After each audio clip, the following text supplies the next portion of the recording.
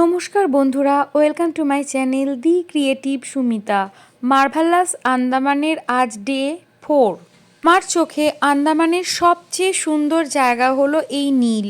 আজকে আমরা নীলই ঘুরবো, আর তার সঙ্গে ছিল আমার জীবনের সেরা অভিজ্ঞতা, স্কুবা ড্রাইভিং। ইনফরমেশন সহ সমস্ত কিছু থাকছে আজকের ভিডিওতে, তাই একদমই ভিডিওটা স্কিপ করবেন না, সম্পূর্ণ দেখার অনুরোধ রইল। আজকে হ্যাভলককে টাটা বাই বাই করে আমরা নীলে যাব। আগের পর্বেই আপনাদের দেখিয়েছি হ্যাভলকের এই রিসর্টটা অসাধারণ সুন্দর। নিজস্ব সমুদ্র সৈকত থাকার জন্য এলডোরাডো রিসর্টটা খুবই ভালো লেগেছে। সকালে ব্রেকফাস্ট করে আমরা তৈরি হয়ে নিলাম। আমরা আবারও ম্যাক্রুজে করে হ্যাভলক থেকে নীলে যাব। এখানে একটা দ্বীপ থেকে আরেকটা দ্বীপে যেতে গেলে ক্রুজই ভরসা, জাহাজ বা এরকম বোট ছাড়া অন্য দ্বীপে যাওয়া যায় না। ম্যাক্রুজের টাইম ছিল সকালের দিকেই। আমরা ব্রেকফাস্ট করে বেরিয়ে পড়লাম। জেটিঘাটে আসার পথেই বাঁদিকে এই রাধাকৃষ্ণর মন্দিরটা দেখতে পেলাম, আর মন্দির দেখলেই আমি তো ছুটে চলে আসি অন্তত একটু হলেও দর্শন করব বলে। তো ছোট্টর ওপরে মন্দিরটা কিন্তু বেশ সুন্দর। রাধাকৃষ্ণ ছাড়াও এখানে দেবাদিদেব মহাদেব বিরাজ করছেন, আর সুন্দর একটা গান হচ্ছে ঠাকুরের, খুব সুন্দর পরিবেশ। ঠাকুর প্রণাম করে আমরা জেটিঘাটে চলে এলাম। আবারও সেই লাগেজ জমা দিয়ে বোর্ডিং পাস নিয়ে ম্যাক্রুজে উঠে পড়লাম। ম্যাক্রুজের টাইম ছিল সকাল 10টার সময়। হ্যাভলক আমাদের খুবই ভালো লেগেছে, আর নীল শুনেছি আরও সুন্দর। নীলে তো নীল নীল জল, দেখতেই পাচ্ছেন বন্ধুরা, নীল সমুদ্র। অনেক দূরে দূরে বোট যাচ্ছে, আর গ্রিন পাহাড়ের মতো যেগুলো দেখছেন ওগুলোই কিন্তু এক একটা দ্বীপ। দ্বীপগুলো একদম সবুজে ভরা, আর জলের রঙটা দেখুন, একদম মনে হচ্ছে যেন জলের রং করে দিয়েছে, এতটাই নীল। এখানে কিন্তু বেশ মাছ আছে, ছোট ছোট অনেক রকম মাছ, যেগুলো ক্যামেরাতে ধরা পড়ছে না। দেখা যাচ্ছে দূরে দূরে বেশ অনেক রকমের মাছ রয়েছে। লাক্সারি ক্লাসেরই এবারে কিন্তু আমরা উইন্ডো সাইডটাই পেয়েছি। যেখানেই যাওয়া হোক না কেন, উইন্ডো সাইডটা সকলেরই খুব প্রিয়। ট্রেন বা প্লেন বা ক্রুজ, আমরা উইন্ডো সাইডে বসে বেশ সুন্দর উপভোগ করতে করতে যাচ্ছি সমুদ্রকে দেখতে দেখতে। আর আমার রাধাকৃষ্ণও আমার সঙ্গে চলেছেন। হ্যাভলক থেকে নীলে যেতেও আমাদের প্রায় 1 ঘন্টা মতো সময় লাগবে। আগেই বলেছিলাম ম্যাক্রুজের সমস্ত ব্যবস্থাপনা খুবই ভালো, সম্পূর্ণটাই এসি, সঙ্গে একটা হালকা মিউজিক চলছে। আর এখানে কিন্তু খাবার সমস্ত কিছুই পাওয়া যায়, যদিও দামটা বেশ বেশি। আজকে কিন্তু এখানে অনেক সিট ফাঁকা রয়েছে, মানে পুরো ক্রুজ ভর্তি না। আমাদের ক্রুজ তো ছেড়ে দিয়েছে। এই যে সমুদ্র সফর আপনার কেমন লাগছে? সাধারণ, মার্ভেলাস। কি কি দেখলেন? অসম। হ্যাভলকে কিরকম দেখলেন? হ্যাভলক বিচটা সত্যি হেভেন, দারুণ। প্রথমে আমাদেরকে নিয়ে গেল কালাপাত্তর বিচে। কালাপাত্তর বিচে দুটো পার্ট আছে, একটা সিটিং অ্যারেঞ্জ আছে, আর একটা টোটালটাই বিচ। বিচের মধ্যে কালাপাত্তর একটা হয়তো অমিতাভের একটা সিনেমা হয়েছিল হয়তো, মেবি। বেশ ভালো লাগলো। কিন্তু আমরা সেই পাথরে যখন যাচ্ছিলাম, আস্তে আস্তে জোয়ারের একটা এসে জলটা এতটাই বেড়ে যাচ্ছিলো, আমরা তো ভাবলাম হয়তো ওখানে থেকে যেতাম। কিন্তু ওখানে ফটোশ্যুটের পক্ষে আদর্শ, দারুণ দারুণ। ফাঁকা ক্রুজে আমরা কিন্তু খুব গল্প মজা আনন্দ করলাম সবাই মিলে যারাই এসছি।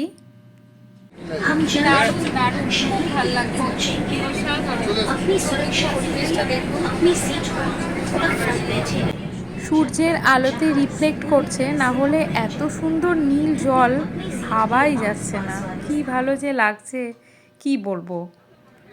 নীল দ্বীপ নামকরণ কিন্তু সার্থক, যদিও এখন এটির নাম শহীদ দ্বীপ।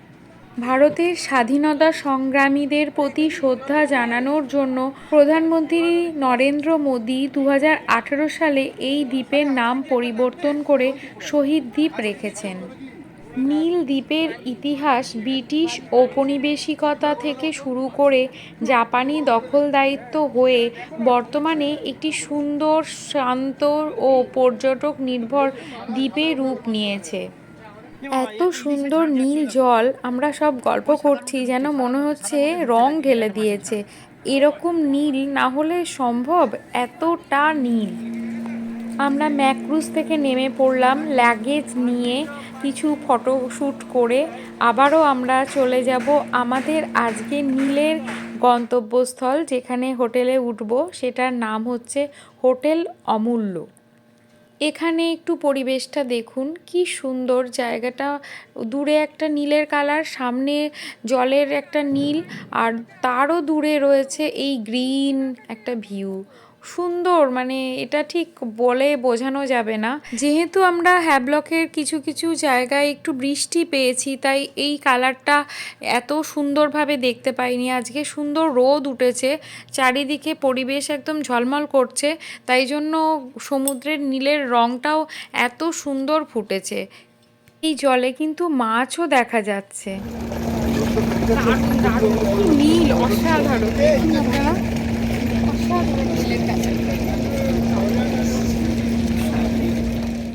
এবার আমরা নীল দেখতে দেখতে এগিয়ে চললাম, আর প্রত্যেকটা জায়গাতেই কিন্তু অ্যাম্বিশন ট্রাভেলস অ্যান্ড ট্যুরের গাড়ি রেডি থাকছে, যাতে আমাদেরকে একটুও সময় নষ্ট না করতে হয়, সঙ্গে সঙ্গেই আমরা হোটেলে পৌঁছে যেতে পারি।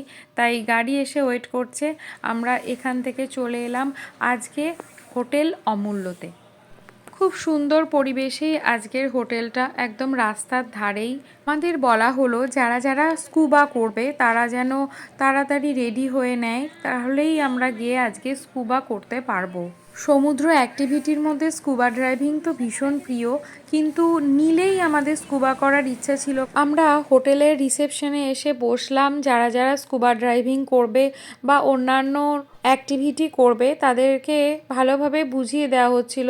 এখানকার স্টাফের ব্যবহারও খুব ভালো, আর সত্যি রিসেপশনটাও দেখার মতো, খুব সুন্দর করে সাজানো। ভরতপুর বিচে এখানে স্কুবা ড্রাইভিং করানো হয়, ভালো করে ট্রেনিং দেওয়া হয়, আর এক একজনের 5,000 টাকা করে মাথা পিছু নেওয়া হয়। এছাড়াও অন্যান্য অ্যাক্টিভিটির মধ্যে রয়েছে গ্লাস বটম বোট, যেটা 800 টাকা নেওয়া হয়, আর নর্থস্কেলিংয়ের জন্য এখানে 1,000 টাকা পার পার্সন নেওয়া হয়। এছাড়াও রয়েছে ওয়াটার স্কুটার, সেটাও পার পার্সন 600 টাকা নেওয়া হয়। স্পিড বোর্ডেও 600 টাকা করেই নেওয়া হয়। আইসল্যান্ড ট্যুর করলে নেওয়া হয় পার পার্সন 3,000 টাকা। নিলে একটা না একটা অ্যাক্টিভিটি অবশ্যই করবেন, কারণ এত স্বচ্ছ পরিষ্কার জল, এখানকার মতো এত ভালো ওয়াটার অ্যাক্টিভিটি আপনার চিরস্মরণীয় হয়ে থাকবে। কথা বলতে বলতেই বন্ধুরা আমি দেখিয়ে দিচ্ছি এই অমূল্য হোটেলের ডাইনিংয়ের জায়গাটিও। আর এটি 201 নম্বর রুম, যেটিতে আমরা আজকে থাকব। হোটেলের রুমটাও বেশ বড়, পরিষ্কার পরিচ্ছন্ন, এসি, টিভি, গিজার সব কিছুই রয়েছে। বাথরুমটাও বেশ বড়, কোনো অসুবিধা হওয়ার কথা নয়। তবে একটা কথা এখানে মাথায় রাখতে হবে যে হোটেলেই উঠুন না কেন, তাদের যেন অবশ্যই জেনারেটর থাকে, কারণ আন্দামানে হঠাৎ হঠাৎ লোডশেডিং হয়ে যায়। আর একটা জিনিস, এখানে বিএসএনএল এর সিমটা খুব ভালো চলে, আদারওয়াইজ অন্য সিমগুলো বিশেষ করে জিও একদমই চলে না। যদি কোনো আপনারা প্যাকেজের সঙ্গে আসেন তাহলে জেনে নেবেন যে কোন দিন কি লাঞ্চ ডিনার করাবে, আর সমস্ত ক্রুজের ভাড়া ইনক্লুডিং কিনা। সঙ্গে সঙ্গেই আমরা চলে গেলাম রুমে, এবং একটুখানি ফ্রেশ হয়ে নিয়ে আমাদের গাড়ি এসে ওয়েট করছিল। সেখান থেকে আমরা স্কুবা ড্রাইভিংয়ের জন্য চলে গেলাম ভরতপুর বিচে। আমরা এখন স্কুবা ড্রাইভিং করতে চলে যাব। এই স্কুবা ড্রাইভিংয়ে ড্রেস এবং ফটোগ্রাফি ইনক্লুডিং 5,000 টাকা করে নেয় ওনারা। প্রথমে 20 মিনিট ওনারা ভালো করে ট্রেনিং দিয়ে দেয়, কিভাবে নিঃশ্বাস নিতে হবে, কিভাবে ছাড়তে হবে, কোনো অসুবিধা হলে সাইন ল্যাঙ্গুয়েজগুলো দেখিয়ে দেয়। তারপর 20 মিনিট জলের ভিতরে নিয়ে গিয়ে ওই সমস্ত কোরাল মাছ একদম সমুদ্রের তলায় নিয়ে যায়। অনেক নিচুতে গিয়ে আমরা বালি পর্যন্ত টাচ করেছি, আর এত সুন্দর অভিজ্ঞতা, এত যেন মনে হচ্ছে স্বর্গকে দেখেছি। খুব ভালো লেগেছে, মানে যদি সম্ভব হয় অবশ্যই স্কুবা করবেন, ভয় পাওয়ার কোনো ব্যাপারই না।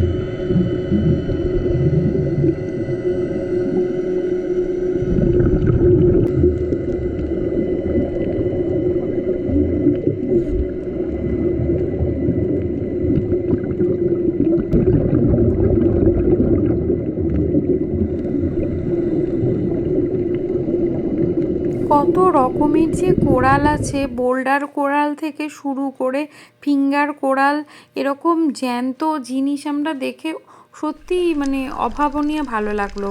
কত রকম যে মাছ দেখেছি বলতে পারবো না, তাদের নামও জানি না। তাদের সুগার প্রেশার রয়েছে বা 50 আপ বয়স, তাদের কিন্তু স্কুবা ডাইভিং করতে দেওয়া হয় না। সেই কারণে আমার হাজব্যান্ডও নট স্কেলিং করেছে। ওরা কিন্তু আমাদের মতো অত সুন্দর দেখতে পায়নি, কিন্তু উপর থেকে এইরকমভাবে ওরা কোরাল বা মাছ এগুলো দেখতে পেয়েছে। নীলে ওয়াটার অ্যাক্টিভিটি করা সবচেয়ে ভালো, কারণ নীলের মতো এত স্বচ্ছ জল আর এত সুন্দর মানে কোরাল বা যা জিনিস আমরা দেখলাম, মনে হলো যেন স্বর্গকে সত্যি টাচ করে এসেছি। এত সুন্দর করে যেন ভগবান সাজিয়ে রেখেছে, এত রকমের জিনিস, মানে এগুলো প্রকাশ করা খুব কঠিন।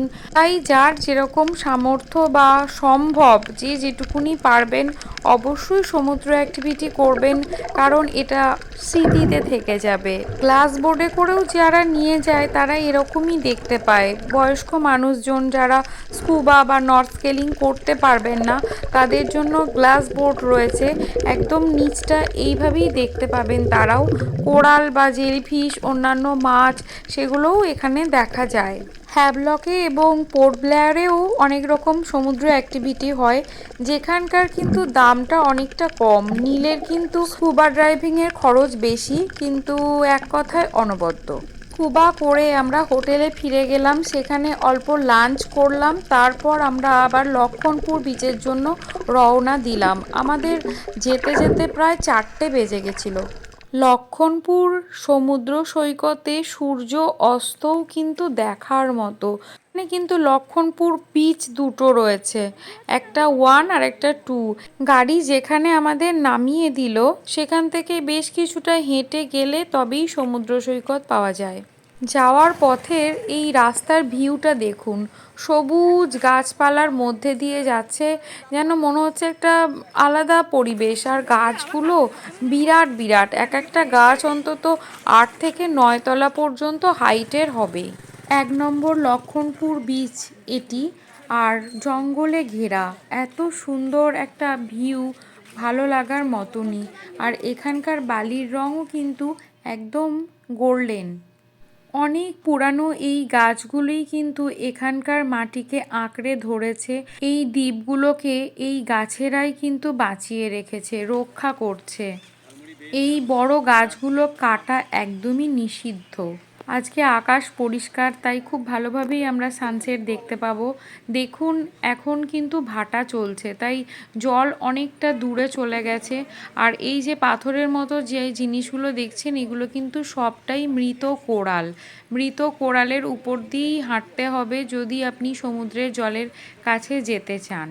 আন্দামান থেকে কোনোভাবেই কিন্তু কোরাল নিয়ে যেতে দেওয়া হয় না জাহাজে বা ফ্লাইটে, কারণ কোরাল যদি মানুষ নিয়ে যেতে থাকে তাহলে এখানে কোরাল নষ্ট হয়ে যাবে বা চোরাই পথেও চলে যেতে পারে।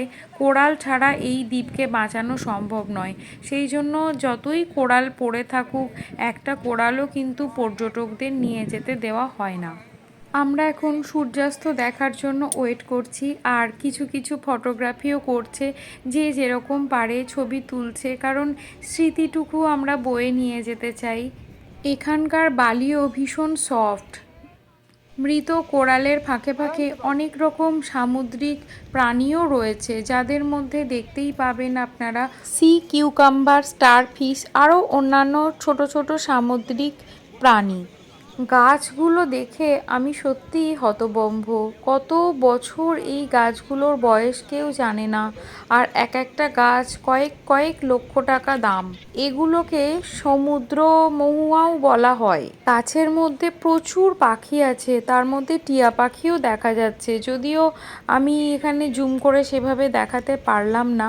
আর এই দেখুন, সূর্য কিন্তু এবার অস্তর জন্য রেডি হয়ে গেছে, সূর্য ডুবছে, আমরাও সূর্যাস্ত দেখছি।